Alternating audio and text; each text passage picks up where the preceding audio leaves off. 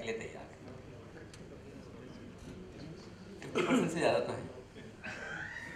अभी आया था अभी, अब days back you return to correction, how many invested please ask them. अब दवानी जी मैं आपसे पूछना चाहता हूँ, ये 10% टाइम करना चाहते हैं मार्केट को, 10% करेक्शन हो जाए तो हम सफिशिएंट हैं और कंफर्टेबल है, पैसा लगा लेंगे।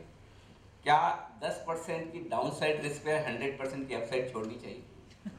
Precisely my point. You put it well. I mean, see, the idea that you can time the market, Madhu ji can. I can't do it. According to him, I can't. That's why he is here. I know he means that sincerely. It's a very difficult thing to do. I've seen the biggest investors in the world. Occasionally, ऐसा time आता है जब वो समझते दुनिया दिमाग खो गई है, and I want to buy. Warren Buffett in the 2008 crash bought Wells Fargo, a bank he knew inside out at $8 a share. Stocks are at 40 plus now. So occasionally madness आता है, कि this can't happen, this is not truth. You will get some great values out there.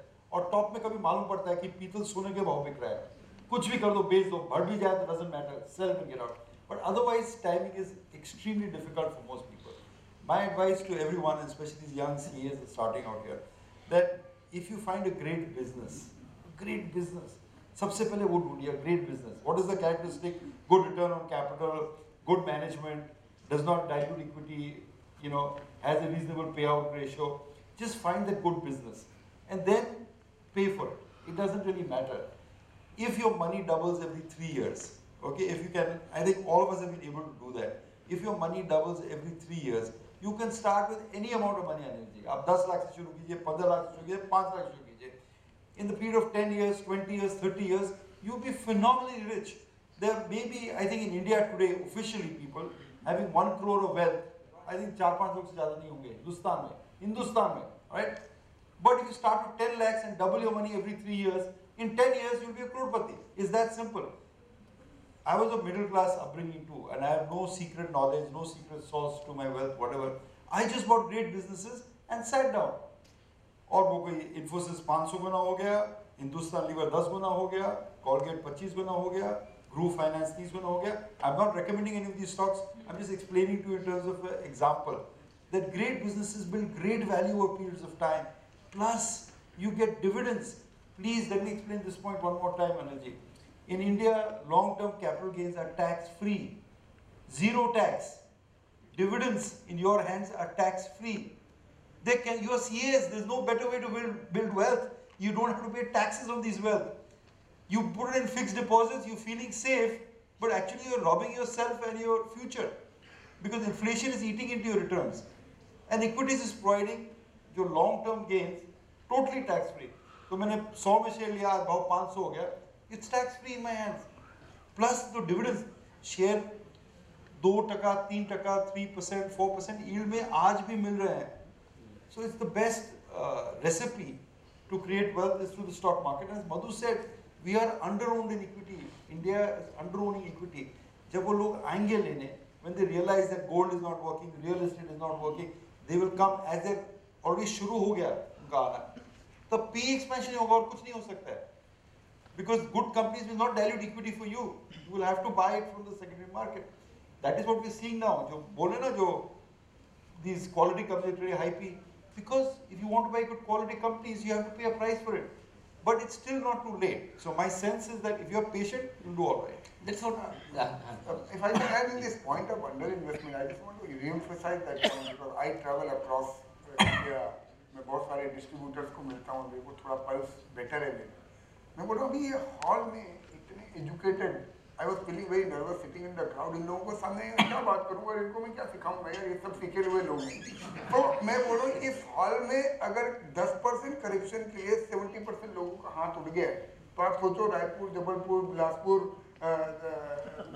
वहाँ पे तो क्या हाल होगा लोगों का. इनको ना तो पी पता है, ना EPS पता है, ना इंडिया स्टोरी पता है, ना कोई कन्विक्शन है. वो तो सिर्फ ये देख रहे हैं कि पड़ोसी का पैसा बन गया, मैं रह गया.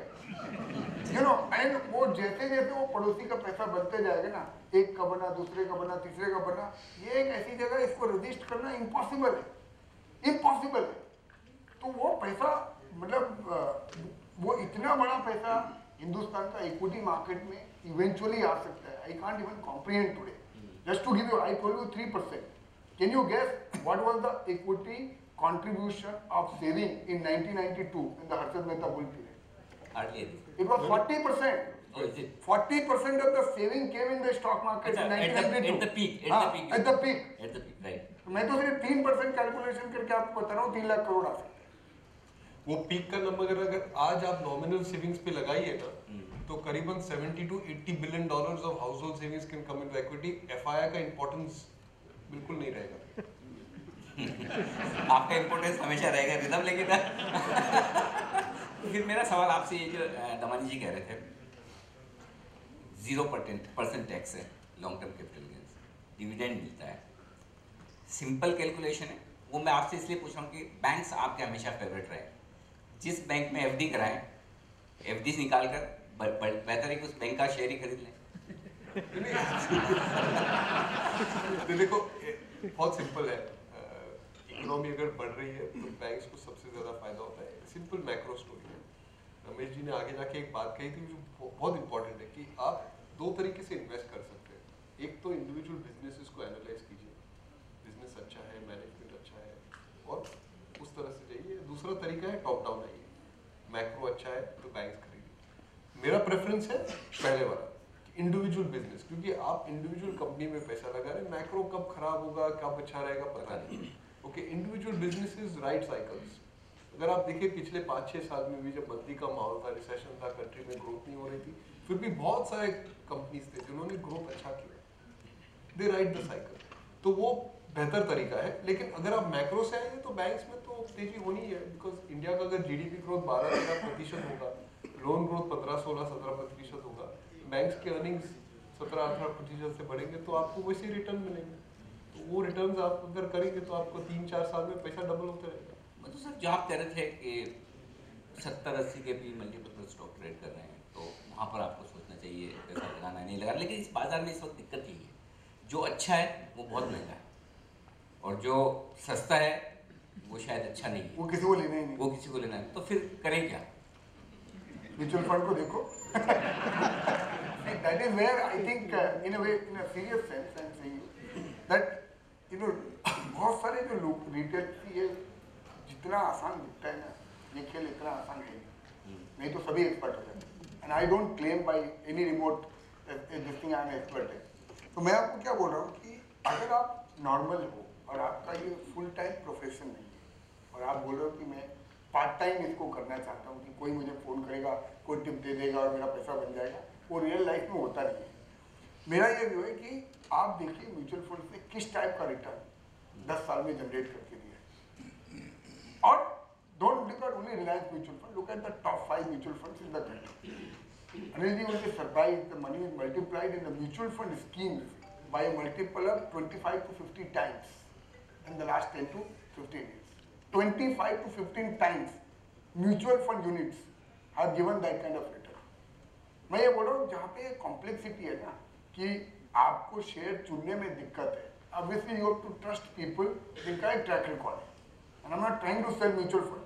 अगर आप प्रोफेशनली खुद कर सकते हो और आप में इंटेलिजेंस है, डेफिनेटली आपको खुद करना चाहिए।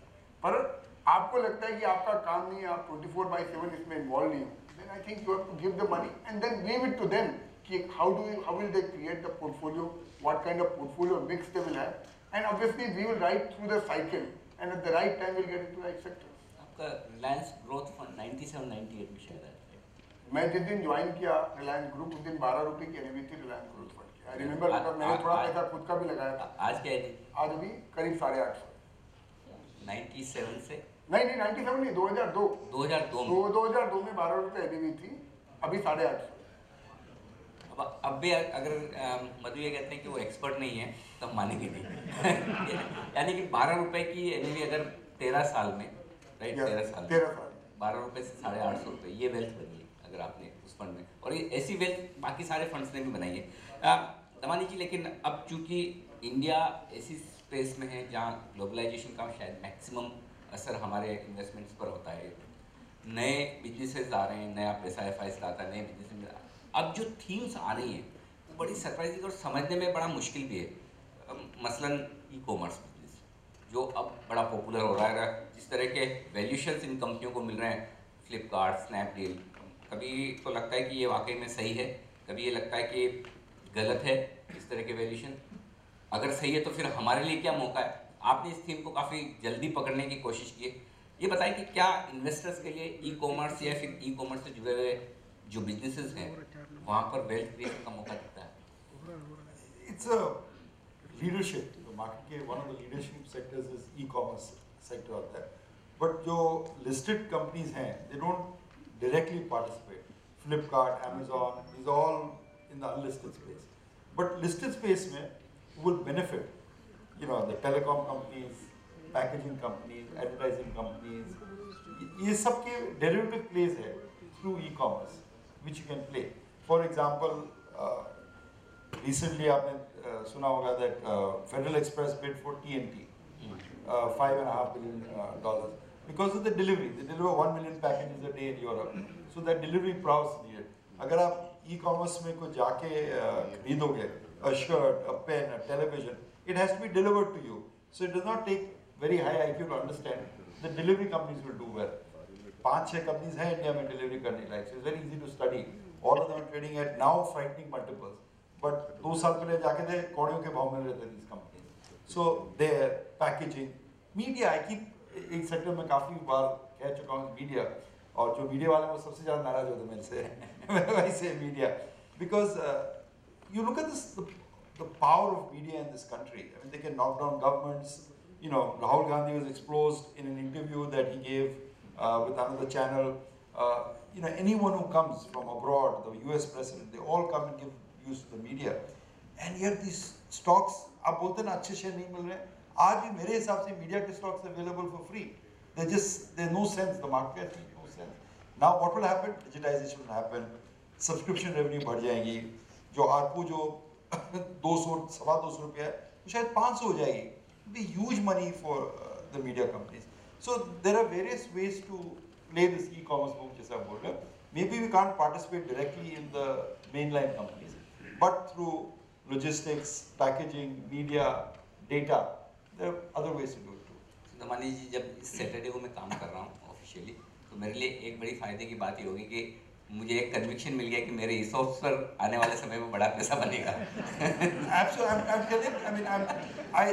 Is that the people inside the industry are the most skeptical about the whole industry because they know everything, they know what, but they miss the forest for the trees. They don't understand. I mean, these companies are available, say 3-4 years, 2-3 years before the bull market started. 300 crore, 500 crore, 1000 crore. Arey, national viewership audience hai. You know, just because these are not monetized properly, these businesses, they were being thrown away. And this, in my opinion, is still being thrown away. Now, you know, if you say ki, arey, I wish I bought Infosys, but itna badh chuka hai. But sometimes you have to think beyond the box and buy other businesses that are still cheap. You go back and see ki jo comparable valuations ki aani thi in comparable markets for these businesses. Abhi apne har company mein, whether it's technology, whether it's pharmaceuticals, whether it's FMCG, they're all getting global valuations. So why won't media get global valuations? We have a huge cable audience, we have a huge audience, we have people who love to be entertained. You know, they will ultimately get those kind of global valuations. So, you know, investing is also a leap of faith. Thoda atmavishwas chahiye, thoda bharosa chahiye. Yes, my hypothesis is right. And just because the market thinks it's cheap or just because the market knocks it down, doesn't mean the market is right. The minority of one is right if he has the facts and figures with him. That's what I say. Madhu sir, वैसे तो ये सवाल दमानी जी के लिए होना चाहिए, क्योंकि अगर आई डोंट नो आप लोग जानते हैं या नहीं जानते, लेकिन हम जानते हैं बाज़ार में जो लोग काफ़ी क्लोजली दमानी जी को ट्रैक करते हैं उन्हें PSU बुल के नाम से हम जानते हैं, क्योंकि जनरली मधु सर और शायद रिदम जी आप दोनों सरकारी कंपनियों से काफ़ी दूर रहे होंगे काफ़ी लंबे समय तक, लेकिन उस समय काफ़ी बेहतरीन स्टॉक्स दमानी जी ने चुने कि सरकारी कंपनियों में भी वैल्यू है, एक वेल्थ बनाई जा सकती है. क्या आपको लगता है अब धीरे धीरे सरकारी कंपनियों की री रेटिंग होती हुई दिखेगी? ये अभी भी सस्ते वैल्यूशंस पर मिल रही हैं, तो यहाँ पर अब भी लोगों के लिए मौका है. खासतौर से मैं इसलिए भी पूछ रहा हूँ क्योंकि एक लंबा डाइवेस्टमेंट प्रोग्राम सरकार का इस साल है जो एकदम ज़बरदस्त तरीके से शुरुआत कर रहा है. डेफिनेटली मिलेगी। मुझे लगता है कि जो ये गवर्नेंस का माहौल इस नई सरकार में जो इम्प्रूव हो रहा है उसका ट्रिकल डाउन इम्पैक्ट डेफिनेटली सरकारी कंपनियों में भी आएगा। और आपका ऑब्जर्वेशन राइट है कि बहुत सारे से अगर वो सेक्टर स्पेसिफिक आपको चूज करना पड़ेगा कि अब आप दूरदर्शन तो जाके ले नहीं सकते हो, तो unfortunately you can by media company which is owned by government, but आपको ये चूज करना पड़ेगा कि ये सेक्टर अच्छा है और इस सेक्टर में जैसे just again not recommending to buy, अभी डिफेंस अच्छा है, भारत इलेक्ट्रॉनिक सरकारी कंपनी, इसका बहुत स्टर्लिंग परफॉर्मेंस आया है लास्ट 1-1.5 साल के अंदर 3-4 गुना हो गया शेयर। तो मैं बोल रहा हूँ जहाँ कहीं आप पहले सेक्टर चूज कीजिए, बिजनेस चूज कीजिए और उसमें अगर वो सरकारी कंपनी और बहुत अच्छे से वेल मैनेज है और बिजनेस का एक कॉम्पिटिटिव एडवांटेज है तो डेफिनेटली वैल्यूएशन आर चीपर। और आपका जो पॉइंट है ना, बहुत सारे लोगों को भी ये घबराहट है कि बहुत सारा ऑफरिंग आएगा, तो मैं सिर्फ ये देख रहा था 1 लाख करोड़ का टोटल मार्केट कैप है और 1% डिविडेंड है, तो 1 लाख करोड़ तो डिविडेंड जाता है और 50-60 हज़ार करोड़ की नई इक्विटी इशू हो रही है अभी भी। तो अभी भी net issuance of equity minus the dividend is still very small. तो जस्ट बिकॉज किसी कंपनी का आईपीओ आना है वो एक अपॉर्चुनिटी है, अगर बाजार उसके लिए घबराहट में है और वो चीज मिल रहा है आपको, तो जस्ट बिकॉज उसका डिसइन्वेस्टमेंट होना है और जस्ट बिकॉज शेयर में नए बाजार में नए शेयर आएंगे वो एक रीजन बेरिशनेस का नहीं है। रिदम सर, इसी पर आगे हम जैसे कि अपनी अपनी थीम्स लगती है कि ये एक सेक्टर हो सकता है या ये इस तरह के स्टॉक्स हो सकते हैं जो अच्छी वेल्थ क्रिएट कर सकते हैं या फिर लीडरशिप ला सकते हैं। आपको क्या लगता है जब इतनी बड़ी लंबी तेजी हम आगे कई सालों के लिए देख रहे हैं तो क्या एक ब्रॉड बेस सारे सेक्टर्स पार्टिसिपेट करते हुए दिखेंगे आपको या फिर कुछ ऐसी थीम्स आपको नजर आती है जहाँ से लीडरशिप आएगी? देखो, अगर लंबी तेजी आई, जब पिछली बार सेंसेक्स 20,000 के करीब था और तब सब सेक्टर इन दी एंड चल चुके थे, लेकिन थोड़े सेक्टर थे उन्होंने ज़्यादा परफॉर्मेंस दिया, लीडरशिप दी, तो वैसा तो हर एक बुल मार्केट में होगा। मुझे लग रहा है ये बुल मार्केट में फाइनेंशियल्स और कंज्यूमर सेक्टर्स ये दोनों लीड देंगे। इंडस्ट्रियल्स भी आएंगे लेकिन थोड़े पीछे से आएंगे। हम लोग एक्चुअली 12 महीने के व्यू पॉइंट से इंडस्ट्रियल्स पे बहुत तेज बुलिश है, क्योंकि हमें ऐसा लग रहा है कि ये साइकिल पे इंडस्ट्रियल्स थोड़े पीछे छूट गए हैं और बुल मार्केट का ये कैरेक्टरिस्टिक होता है कि हर एक सेक्टर में थोड़ा सा कैचअप होता है, लेकिन इवेंचुअली एट द एंड मुझे लग रहा है कि फाइनेंशियल्स और कंज्यूमर सेक्टर सबसे ज़्यादा वेल्थ क्रिएशन करें। मेरा थोड़ा अनकन्वेंशनल है कि मैं अपने एक्सपीरियंस से जा रहा हूँ कि बाजार को हर वक्त कुछ नई चीज़ चाहिए। तो रमेश जी ने लॉजिस्टिक्स पकड़ लिया बिकॉज वो बाजार के लिए नया था, it has not played out in the past. जो चीज़ प्ले आउट होती है ना हो चुकी है, वहाँ पे पैसा कमाना बिकॉज एक बार ऑलरेडी फ्रेंजी हो चुकी है, काफ़ी सारे लोग अटके हुए रहते हैं लास्ट बुल मार्केट में, तो वहाँ पे पैसा कमाना रिलेटिवली थोड़ा डिफिकल्ट होता है। तो मे भी अपने को थोड़े नए सेक्टर्स खोजने पड़ेंगे, नई थीम्स खोजनी पड़ेगी। Again I keep repeating, I am not recommending, I am not an expert, but जो नए सेक्टर्स मुझे पसंद है, जैसे टूरिज्म है, अपने को पता ही नहीं कितना बड़ा हो सकता है, ये अभी तक इसका प्ले आउट नहीं हुआ है अगले 10 साल के अंदर। और मोदी जी का एक जो इंपेरिकल ट्रैक रिकॉर्ड है वो है गुजरात में टूरिज्म का।